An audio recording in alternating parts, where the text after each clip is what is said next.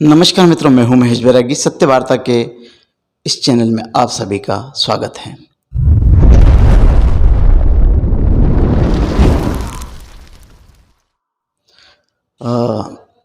कई दिनों के बाद फिर से एक बार आप सभी से रूबरू हो रहा हूं, क्योंकि कई ऐसे कारण हैं जिस कारण के चलते मैं आप सभी के सामने आ ना सका।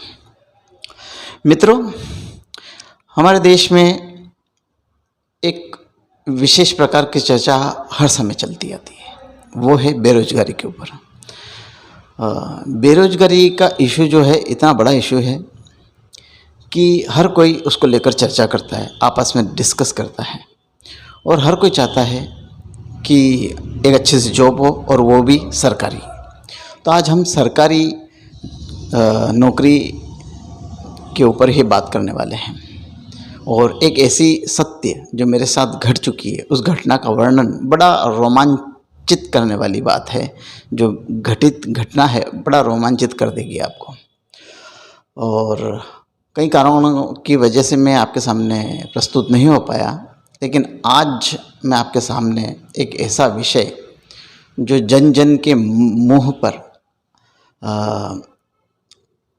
आपसे चर्चा के बीच में आ ही जाता है, वह है बेरोजगारी के ऊपर। और अगर रोज़गार मिले भी तो हर कोई व्यक्ति चाहता है कि सरकारी रोज़गार मिले, सरकारी नौकरी मिले, परंतु जिनको सरकारी नौकरी मिल चुकी है उनके क्या हाल है, उस पर आज हम चर्चा करेंगे। मेरे साथ ऐसी एक घटना घटी है जिसमें मैं आपको बताना चाहूँगा कि जो लोग सरकारी नौकरी के पीछे भाग रहे हैं वो तो अपनी जगह हैं, लेकिन जिनको मिल चुकी है वो क्या कर रहे हैं, उसी के बारे में मैं आज आपसे चर्चा करूंगा, बात करूंगा और एक ऐसी घटना का वर्णन करूंगा कि आप भी उसको सुनकर चौंक जाएंगे। 2 महीने पहले की बात है। मेरी वाइफ जो है वो अपने मायके गई हुई थी। उन्होंने संस्कृत में एमए किया। मैं स्थान और उस कॉलेज का नाम नहीं बताऊंगा, बस उस घटना के बारे में आपको बताऊंगा। संस्कृत में एमए किया, परंतु किसी कारणवश जहाँ से एमए किया वो उनके घर से 150 से 200 किलोमीटर दूर। उन्होंने एमए कर लिया, उसके बाद कोरोना काल स्टार्ट हो गया और भी कई कारण की वजह से वो फाइनल ईयर की मार्कशीट ला नहीं सके। तो मैं उसी जगह पे था जहाँ जिस कॉलेज से उन्होंने एमए किया संस्कृत से। तो अब उनके अपने मायके से उन्होंने फ़ोन किया कि हो सके तो उस गर्ल्स कॉलेज से आप मेरी मार्कशीट ले आए। जिस संस्थान में मैं जॉब करती हूँ वहाँ पे मैं उस मार्कशीट को अपडेट करवा लूँ। तो ठीक है, मैंने कहा ठीक है, मैं लेके आ जाऊँगा, कोई इशू नहीं। जब मैं गर्ल्स कॉलेज में गया तो बड़ा हिचकते हुए गया, क्योंकि लड़कियों का कॉलेज। मैंने देखा कि वहाँ जेंट्स अलाउ है या नहीं है, कभी गया नहीं। मैंने कुछ देखा बाहर कि कुछ जेंट्स हैं वहाँ पे, कुछ लड़कियाँ अपने भाई को लेकर आ रही है, कोई पिताजी को लेकर आ रही है। तो ऐसे मेरी भी हिम्मत बनी कि मैं उस कॉलेज के अंदर जाऊँ और उस अपनी वाइफ की मार्कशीट वहाँ से लेकर आऊँ। तब मैं अंदर गया तो कॉलेज के अंदर घुसते ही मैंने कुछ लोगों से पूछा कि मुझे मार्कशीट लेनी है तो कहाँ से मिलेगी। उन्होंने कहा ऑफिस में चले जाइए। ऑफिस में 2 मैडम और एक जेंट्स, एक सर बैठे हुए थे। मैडम से पूछा, उन्होंने बोला कि सर देंगे। सर के पास गया कि मैंने कहा सर जी, बड़े विनम्र भाव से कहा कि मैंने कहा सर जी 2018-19 में मेरे वाइफ ने संस्कृत से एमए किया और उसकी फाइनल ईयर की मार्कशीट किसी कारणवश ले नहीं सके, तो मैं लेने आया हूँ। तो इसकी जो भी प्रोसेस हो आप बताएं ताकि मैं ये मार्कशीट ले लूँ। मुझे पता नहीं कि सामने वाले का क्या रिएक्शन होगा। उन्होंने ऐसे घूरते हुए मुझे देखा, बोले अब तक क्या कर रहे थे। मैंने कहा सर कोई प्रॉब्लम थी, उस वजह से वो दूर भी हैं, आ नहीं सके, और कुछ कोरोना समय में लॉकडाउन की प्रॉब्लम थी। तो उन्होंने गुस्से में बोला, लॉकडाउन ख़त्म हुए को कितना टाइम हुआ, क्या समझ रखा है आपने? मतलब आप जब चाहें जब मुँह उठाकर आ जाएंगे और हम आपको दे देंगे। मैंने कहा ठीक है सर, ये गलती है, लेट हो गए हैं, तो आप लेना तो है ही है, अगर उन्होंने पास किए तो उसकी मार्कशीट तो लेना ही होगी, आज नहीं तो कल। तो फिर उन्होंने कुछ कहा कि हमारी भी प्रॉब्लम है, हम नहीं दे सकते, आप इतना लेट आए हैं, और वैसे भी यहाँ जेंट्सों को देना अलाउ नहीं है, जिन्होंने उत्तीर्ण किया है वही आकर ले। मैंने कहा वो यहाँ से 200 किलोमीटर दूर है, तो आप जो भी प्रोसेस हो वो बता दीजिए, तो मैं कलेक्ट कर लेता हूँ, आपसे ले लेता हूँ। जो भी आपको आइडेंटिटी लेना हो, वीडियो कॉल पर उनसे बात करवा देता हूँ, और मेरी कोई आइडेंटिटी चाहिए, फ़ोन नंबर चाहिए, एड्रेस पता, सब कुछ देने के लिए तैयार हूँ। लेकिन वो मार्कशीट इसलिए लेना है ताकि मैं उसका फ़ोटो खींच के उनको भेज सकूँ, और वो अपने जिस संस्थान में कार्यरत है वहाँ वो उस मार्कशीट को दे सके, ताकि रजिस्ट्रेशन हो और अपडेट हो जाए। तो बोले नहीं, ऐसा नहीं होगा, आप जब चाहें जब मुँह उठा के चले आएँ तो क्या हम किसी को भी दे देंगे। और उन्हें ये पता था कि ये अकेले आए हैं और उनकी वाइफ है नहीं, और वो दूर है, तो वो वैसे आ भी नहीं सकती। तो फिर मैंने कहा कि सर जो भी जैसी भी प्रोसेस हो आप बता दीजिए। बोले नहीं, हम वैसे भी जेंट्स को देते नहीं, और लेडीज़ को ही देंगे, जिन्होंने उत्तीर्ण किए उन्हीं को देंगे ऐसा। मैंने कहा ठीक है, ज़्यादा बहस करने से कोई फ़ायदा नहीं। लेकिन अगले ही दिन वो मार्कशीट अपडेट करनी ज़रूरी थी। तो फिर मैं अपने कार्यालय में, अपने ऑफिस आया, वहाँ किसी से कहा कि अगर उस कॉलेज में आपके कोई परिचित हो तो मुझे वो मार्कशीट लेनी है। तो ऑफिस में भी किसी के कोई परिचित नहीं थे उस कॉलेज में।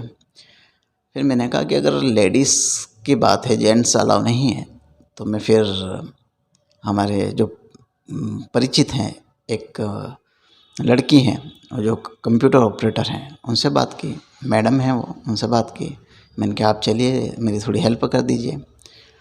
तो बोले कि ठीक है चलते हैं। उनको लेके गया। मैंने कहा सर, कॉलेज में हम गए और मैंने कहा सर आपने बोला था जेंट्स को अलाउ नहीं है, तो मैं लेडीज़ को साथ में लेके आया, उनकी फ्रेंड ही है ये, तो आप ऐसे नहीं तो ऐसे दे दीजिए।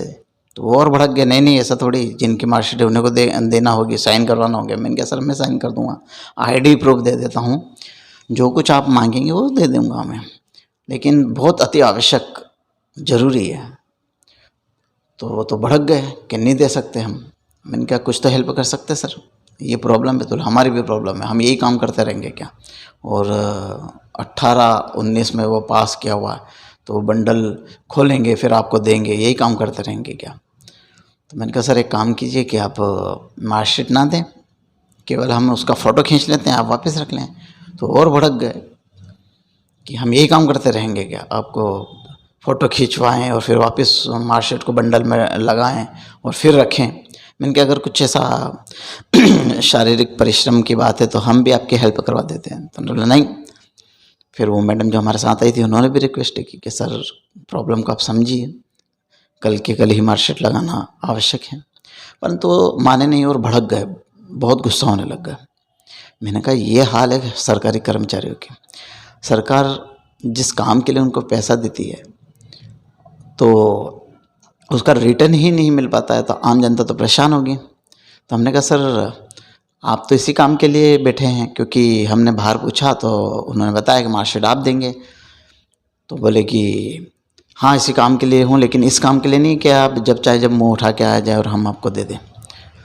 तो मैंने भी कहा कि सर किसी की हेल्प तो कर ही सकते हैं। तो भड़क रहे थे। मैंने कहा कि इसीलिए शायद हमारा देश इतना पीछे है कि आप जैसे लोग यहाँ पे कार्यरत हैं ऐसे संस्थानों पर, जो किसी की हेल्प करना नहीं चाहते हैं, और पारितोषिक के समय उसको लेने की तो बड़ी उग्रता होती है।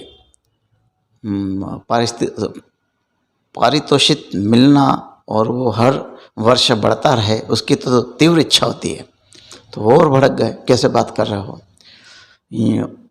और वैसे भी जेंट्स अलाउ नहीं है, तुम यहाँ आए तो आए कैसे।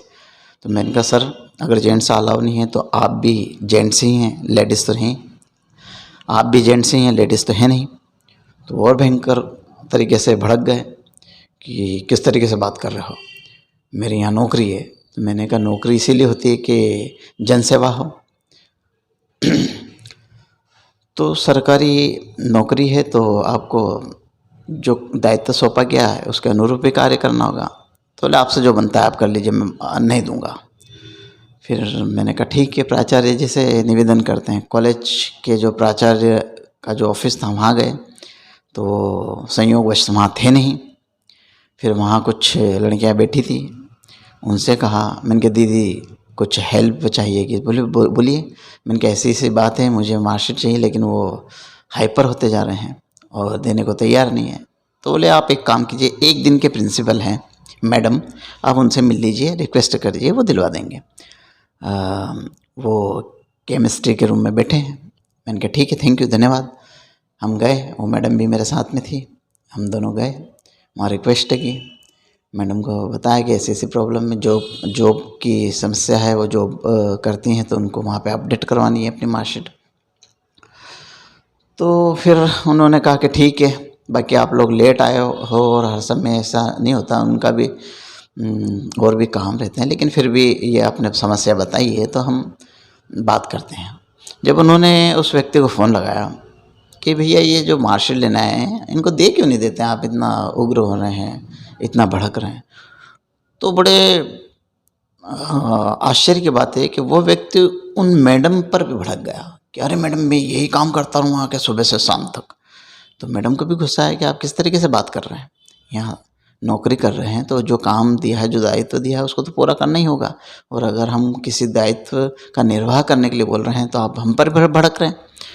और जबकि वो मैडम प्रोफेसर है उस कॉलेज की और एक दिन का चार्ज है प्रिंसिपल का, लेकिन वो उन पर भी भड़क गए कि नहीं मैडम मैं यही काम करता रहूँगा। मतलब वो अपने वास्तविक दायित्व से पीछे हटने की बात कर रहे हैं। जो उस व्यक्ति को दायित्व दिया गया है पर्टिकुलर एक काम के लिए, कि आपको किसी के एसएलसी की समस्या को सुधारना है, किसी की मार्कशीट देना है, यही उनका काम था, लेकिन वो भी उसको बोझ के रूप में लेकर चल रहे थे। फिर मैडम ने कुछ डांटा भी सही, कहा भी सही, किस तरीके से भड़कते हो, अच्छी बात नहीं है, और जो भी हो बाद में बात करेंगे, इन लोगों की कुछ समस्या है तो आप अगर मार्कशीट नहीं दे सकते तो फ़ोटो खींचने दीजिए। फिर हमने कहा कि ठीक है मैडम जी धन्यवाद। हम वापस उनके पास गए तो वो तो गुस्से से लाल हो रहे थे कि मुझे तो मैडम ने भी बात सुना दी, और ये कॉलेज है कि क्या है, और यहाँ के लोग तो ऐसे ही हैं, स्टूडेंट ऐसे हैं, ये उत्कृष्ट उच्चतर कॉलेज नाम है, लेकिन यहाँ सब मूर्ख बेवकूफ़ लोग पढ़ते हैं। कोई एसएलसी घुमा लाता है तो हमारे पास लाता है, कोई मार्कशीट घुमा लाता है तो हमारे पास लाता है, दिन भर यही काम करता। जब लेकिन मैं 1 घंटे से चर्चा कर रहा था तब तक कोई भी ऐसे कोई समस्या लेके नहीं आया। कभी कभी कोई समस्या होती है, लेकिन अचानक एक समस्या लेके हम गए तो वो हम पर ही इतना भड़कने लग गए, लेकिन अपने दायित्व से पीछे हट रहे थे। फिर रिक्वेस्ट की, मैंने कहा सर मैडम ने भी अब कह दिया, आप ढूंढ दीजिए, दे दीजिए। तो भड़क गए और पूरा धूज रहे, लाल हो गए, पसीने पसीने हो गए, हाथ पैर धूजने लग गए और गुस्से में लाल हो गए, ये कैसा कॉलेज हो रहा है, ये सर, जैसे उन पर बहुत बड़ा पहाड़ टूट गया हो। मैंने भी सोचा कि अगर इतना भड़क रहे हैं तो वास्तव में बहुत जटिल काम होगा मार्कशीट को ढूंढना, बहुत ही जटिल काम होगा मार्कशीट को ढूंढना। तो मैंने भी कहा कि अरे ये तो बहुत ज़्यादा भड़कने लग गए। लेकिन उन्होंने अलमारी खोली, उसमें से एक पेड निकाला जिस पर 18-19 लिखा था। सन 2018 और 2019 वो पेड निकाला और उसमें से संस्कृत सब्जेक्ट की 4th ईयर की मार्कशीट निकाल के मुझे दे दी। तो मैंने कहा सर ये तो 5 मिनट का काम था और आप 1 घंटे से इतना उग्र हो रहा है कि बहुत ढूंढना पड़ेगा, ये होगा नहीं ये होगा। मैंने कहा कोई जो जन कल्याण की जो योजनाओं से संबंधित विभाग होते हैं, उन विभागों में तो कई सारे ऐसे बस्ते होते हैं जो स्टोरों में पड़े होते हैं, उनमें ढूंढना पड़ता 2000, 2005, 2010, 2011, 2015, 2016, और उनको मेहनत करनी होती है। और आपको तो बिल्कुल पेड़ में जमा ही चीज़ें हैं, उनको देने में ही आपने 1 घंटा कर दिया और उसमें भी इतनी बातें सुना दी। मैं आश्चर्य कर रहा कि सरकारी नौकरी के बाद आदमी के तेवर कैसे बदल जाते हैं, अपने कर्तव्य से हिलने लग जाता है। तो यही बात आपके सामने शेयर करनी थी कि आज के सरकारी डिपार्टमेंट और उनके कर्मचारी अधिकारियों की हालत क्या है।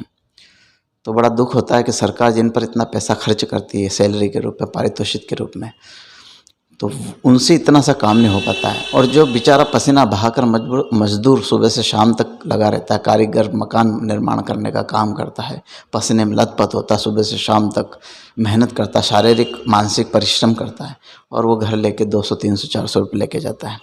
और सुबह से शाम तक 8 घंटे की ड्यूटी में जो वास्तविक दायित्व दिया जाता है वही उनको बोझ लगने लग जाता है।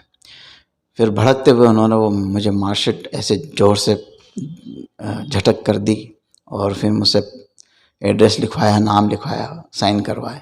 और उसके बाद मैंने कहा सर इतना देना ही था, आपको देनी ही थी, तो फिर इतनी खुद का खून जला के, इतना हाइपर हो के, अपने आप को तकलीफ़ दे के आपने क्या हासिल कर लिया। तो मित्रों यही बताना चाहता हूँ कि आज का जो हर किसी सरकारी कर्मचारी की बात मैं नहीं करता, लेकिन 100 में से 50 से 60% यानी 100 में से 50 से 60% ऐसे लोग हैं जो अपने दायित्व का निर्वाह नहीं कर पाते हैं, और वो अपने कर्म को ही बोझ समझकर अपनी जो बाकी की सर्विस बची है, नौकरी बची है, उसको जैसे जैसे धक्का मार के निकालने की कोशिश करते हैं, और इतने सारे बेनिफिट्स मिलने के बाद भी उस नौकरी को बोझ ही समझते हैं। अपने कर्तव्य के प्रति जागरूक नहीं होते हैं। और ऐसे ही लोग, मुझे लगता है कि ऐसे ही लोग चाहे वो प्रदेश सरकार हो या फिर केंद्र की सरकार, इनके द्वारा दिए गए पारितोषिक का दुरुपयोग करते हैं। आज की वीडियो में बस इतना ही। ये मेरे साथ जो घटी रियल वास्तविक घटना है जो मैं आपके सामने शेयर करना चाहता था। तो ये वीडियो अच्छा लगा हो और जो भी इस विषय में आपकी राय हो वो ज़रूर कमेंट करके बताएं, लाइक करें, शेयर करें और मेरे इस चैनल को सब्सक्राइब करें। अब हर बार हर समय आपके सामने प्रस्तुत होने की कोशिश करता रहूँगा। नमस्कार, धन्यवाद।